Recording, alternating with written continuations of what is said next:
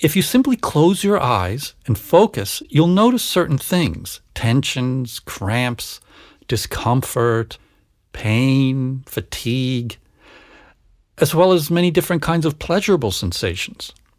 You might also notice mundane things like the weight of your body, your breathing, your position in space, and so on. In addition, you'll notice sensations that were absent before you started focusing.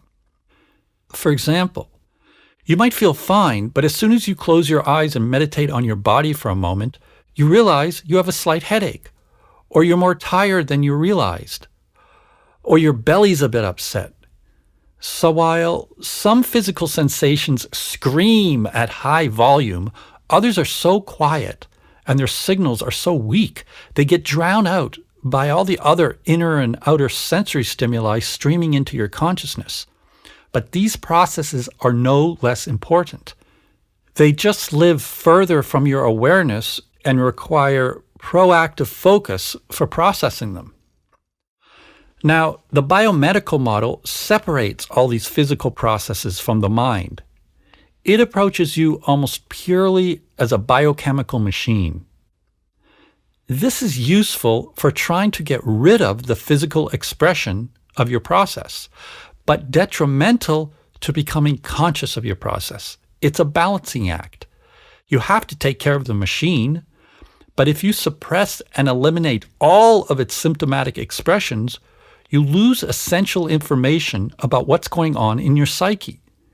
You become unconscious of yourself by relating to your body processes as if they have nothing to do with you, with your psychology, your growth, your self-awareness, your relationships, your career, your purpose in life.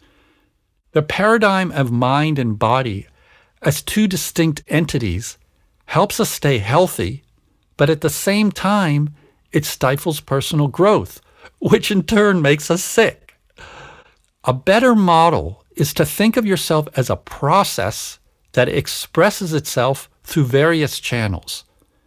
In this model, it doesn't matter what form a problem presents itself in, mental, emotional, spiritual, or physical, it's all relevant information that requires processing. Regardless of whether it shows up as a bad state of mind, a relationship conflict, or a physical pain, it's all equally important data that contains the seeds of your process. If it's a physical symptom, medicine can give you information about its biochemistry, or at least some empirical data on what might reduce the symptoms. But that doesn't mean that the symptom, or even a diagnosis of an illness for which you have no symptoms, is only biochemical.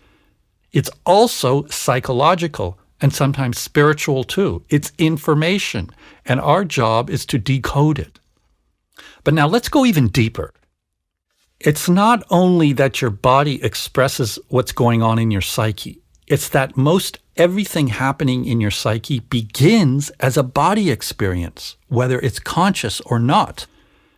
The contents of your consciousness originate in the form of the simplest sensations. The typical experience of this is when you get a gut feeling about something. How does your belly know something? Think about it. If it's just a biochemical entity, how could it know what you should do in a given situation? You might not even be able to explain your gut feeling, and it might even express the polar opposite of what your mind thinks you should do. But somehow your ability to sense subtle proprioceptive signals provides you with meaningful information about life. Of course, a gut feeling can also be wrong. This is why learning how to process your body experiences is crucial. The more tuned in you are to your body, the more aware you become of how it's trying to direct you down the right path. The body is wise. Conversely, the more dissociated you get from your body, the more it produces symptoms and illness to try to wake you up to what's going on. A physical process that's unconscious means you experience it purely physically, without any awareness of its meaning content. That's how I experienced my headache at first. It wasn't information that I was aware of that had any meaning in my process yet. At that stage, you perceive your body as this separate thing.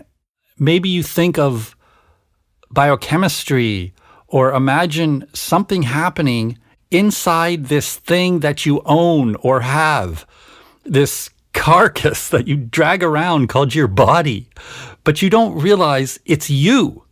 It's the voice of your subconscious communicating through your physiology. It doesn't speak in words. It speaks in proprioceptive signals that need to be converted into conscious images, language, and understanding. Translating physical information into psychological information is the same process as what's known in physics as information transduction.